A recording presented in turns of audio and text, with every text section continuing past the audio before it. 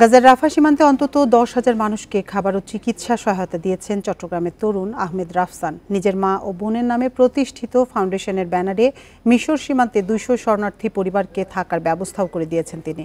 যুক্তরাষ্ট্র প্রবাসী এই তরুণ গাজা থেকে চট্টগ্রামে ফিরেছেন। অভিজ্ঞতা নিয়ে কথা বলেছেন ইন্ডিপেন্ডেন্ট টেলিভিশনের সঙ্গে। এখন জন্ম সনদ দিয়ে খোলো বিকাশ স্টুডেন্ট অ্যাকাউন্ট। নিজের বিকাশ নিজে কর।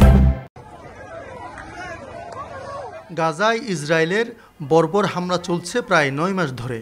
এর জেরে বেসামরিক মানুষ হতাহতের নির্মমতার চিত্র সামাজিক যোগাযোগ মাধ্যমে ছড়িয়ে পড়ে।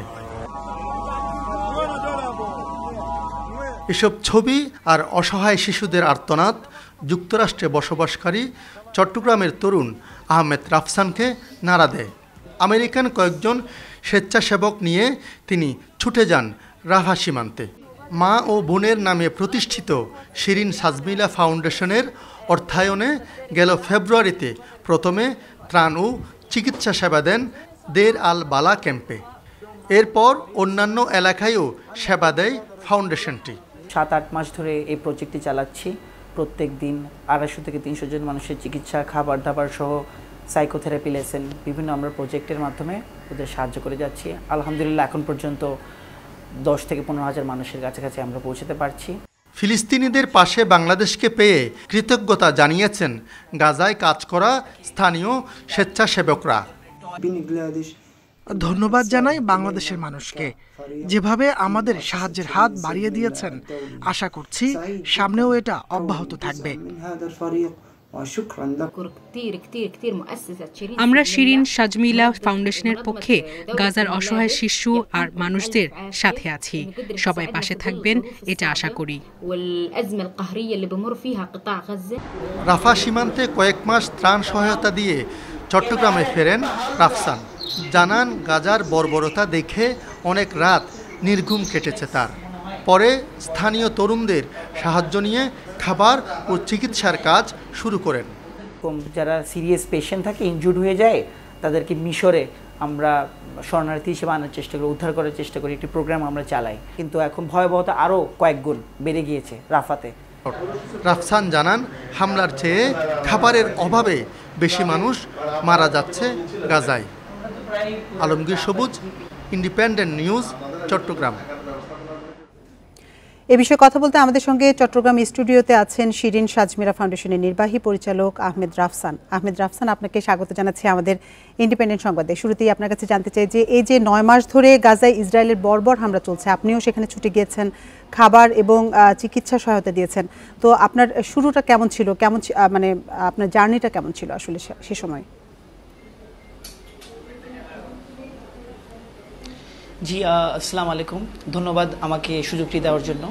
তো বিষয়টি আমি বিভিন্ন সামাজিক এই সোশ্যাল এন্টারপ্রেনার কাজের সাথে জড়িত থাকায় গাজায় ফিলিস্তিনে আটকানো বিভিন্ন স্বেচ্ছাসেবকের সাথে আমার আগে থেকে একটি নেটওয়ার্ক ছিল। তখন যখন অক্টোবর 7 যুদ্ধ হলো, তা আমরা আবার যখন ওদের সাথে যোগাযোগ করলাম ফাউন্ডেশনের মাধ্যমে, তারা অগ্রিত করলেন যে আমরা একটা স্বেচ্ছাসেবক দল নিয়ে আমরা এই প্রোগ্রামটি শুরু করব। আসলে 2022 সালে আমার মা এবং বোন রোড অ্যাক্সিডেন্টে মারা যাওয়ার পর কিছুটা বিষণ্ণতাতেই এই ফাউন্ডেশনটি খোলা।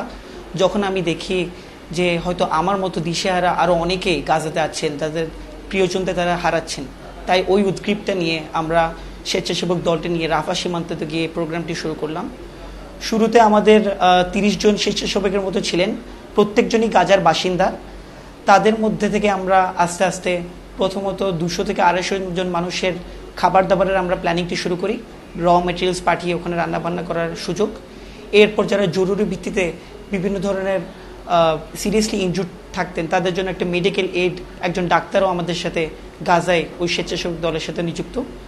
তবে যারা অতিরিক্তভাবে সিভিয়ারলি ইনজুর্ড, তাদেরকে ইজিপ্টে মিশরে সরাসরি উদ্ধার করে তাদেরকে কায়রো অথবা রাফাতে আরও সিরিয়াস আইসিইউ ট্রিটমেন্ট দেওয়ারও আমাদের অভিজ্ঞতা রয়েছে।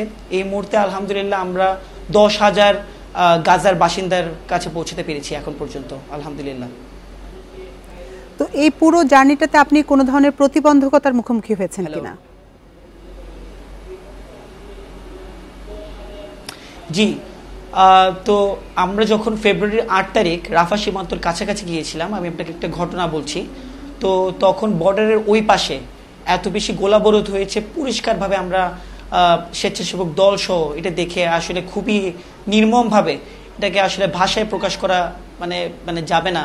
এটা আমি এবং নট জাস্ট মি, আমার যারা স্বেচ্ছাসেবক দল ছিল, আমাদের কয়েকটা মাস মানে বলতে গেলে রাতের ঘুমটাও পর্যন্ত আমরা ভালো মতো যেতে পারিনি, কারণ এই ভয়াবহতা যতটুকু মিডিয়া দেখাচ্ছে, আমরা আরও কাছাকাছি গিয়ে এই ভয়াবহতার একদম ফিজিক্যাল ইন পার্সন দেখে এসে এটাকে আসলে ভাষায় প্রকাশ করার মতো আমি দেখছি না।